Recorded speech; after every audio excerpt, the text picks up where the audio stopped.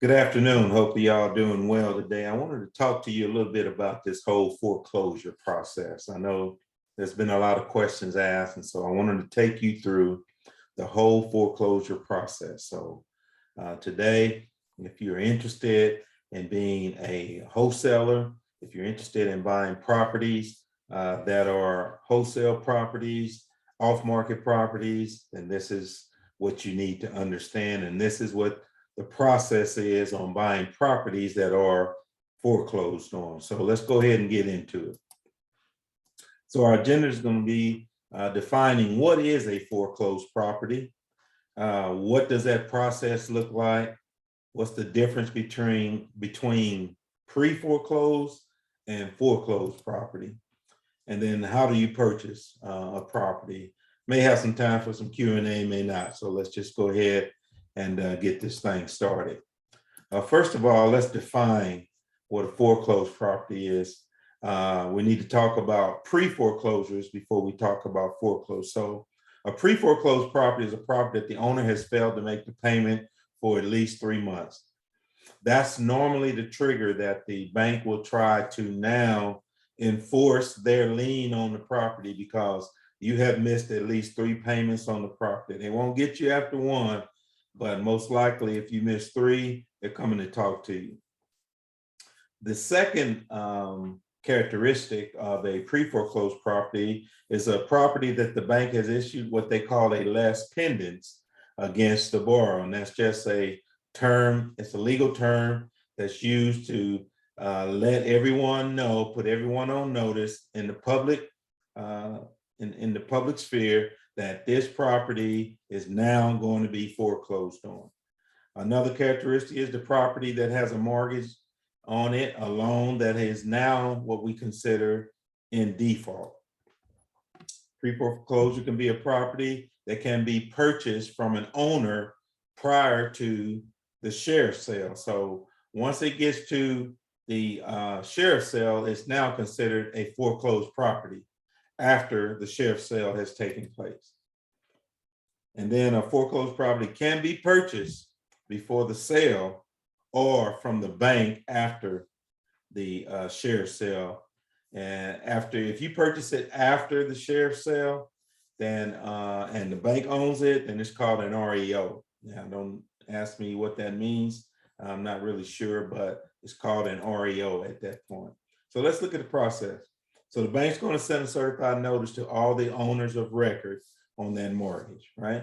And so they're basically notifying you that they are getting ready to foreclose on that property due to your lack of payment.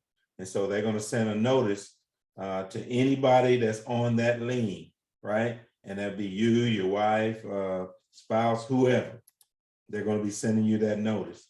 And when they send out that certified notice, they're also going to notify anybody that's on the property, anybody that has a subordinate loan. Maybe you took out a home mortgage, a home equity loan in addition to your home mortgage. They're going to notify the state of Oklahoma if you owe taxes. They're going to notify the homeowners association. Everybody that has anything to do, has any interest in this property, is going to receive a notice from the bank saying we're about to foreclose on you. Now, at any time prior to the actual foreclosure sale, the borrower can bring the property current, which means that they can pay that loan off prior to that sale. Normally, they don't like to pay payments prior to them. So if you're trying to work out a payment plan at this point, it's probably a little bit too late and it's too far gone. But they're going to require that you pay all the penalties, all the late fee, all the attorney fees, everything that's required in this property to bring it back up and to get it paid off before they will let you stop that sale. So that's kind of the process. Let's keep talking about the process. Now, the lender is going to send the loan and all the loan documentation over to the sheriff 6 months before, when it's 6 months delinquent. And so now the sheriff has now been put on notice that this house is going to be sold, and here's the amount that it's going to be sold for. So the county is going to send out a publication in the newspaper notifying everybody that this property is going to be sold, and they're required to send that out, I believe, over 3 months. So that's 3 different postings, one posting every month. If the property is vacant, the bank's going to secure the property, and they're going to put that notice on the property. Hey, this property is being foreclosed on, so you can see very clearly that this is a foreclosed property. The property is still considered in pre-foreclosure at this point, and so therefore it's not a foreclosed property yet because the owner still has the opportunity to bring the loan current. And some of these properties are pulled. I've seen them being pulled the first day that they're listed, and then some of them are not pulled until the property is actually up for the share sale. So somebody can come out and pay that thing off anytime prior to it being sold at the share sale. Now, on the day of the sale, this is kind of what it looks like. So all the bidders, all the investors are going to show up, and they're going to try to buy these properties, and they're going to be selling it to the highest bidder. So everybody's going to be required to sign up. You're going to get show your ID, and you're going to receive a bidding number. And that bidding number is a number that's going to show that you hold up and say, I'm bidding on this property, right? And so the sheriff calls a meeting to order, and he sets the rules. So some of the rules of the auction is the property is going to start at 2/3 value of whatever the appraiser went out there and appraised it at. You are to start your bidding at that price or higher, and all the bidding must be in increments of $100 or more.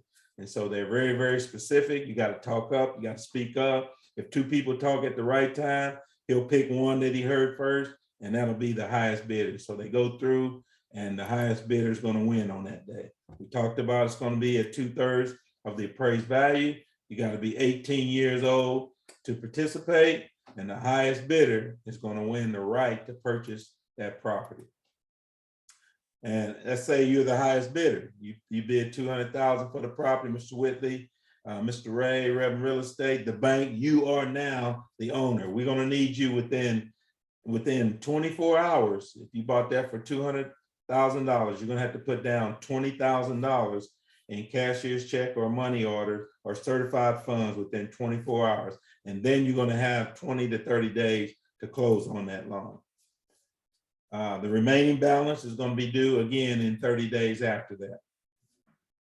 If there's not if the person, let's say I bought it and within 24 hours I didn't show up to pay my $20,000, then it's going to go to the next highest bidder and so forth. So that property is going to sell. They normally take the first two bidders, and then if the first bidder doesn't come through with the money, the second highest bidder will get the property if he puts down the 10%. Most banks, most of them will often show up and they will try to bid up the house to make sure they get at least what's owed on the property, especially if they believe that it's worth it. And so banks are not going to let the properties go for less than what's owed on the loan. So if the bank has a note and it's $150,000, the bidding starts at 60, the bank's going to make sure they're there to bid that up, so at least $150,000 is paid for. Some final thoughts. When you're buying a foreclosed property, all the funds must be certified, right? You can't show up with a check. You got to have certified funds. You are not allowed to enter the property before purchasing. You will be considered a trespasser if you try to get in that property, see what's going on with it prior to the sale. You can walk around it, you can do anything, but you're really not allowed to enter that property. So it's all about buyer beware, baby. I hope this video has been helpful for you. If it was helpful, I want you to click that like button for me and let me know that you appreciate all that we're doing here. Have a great day, and we'll talk to you later.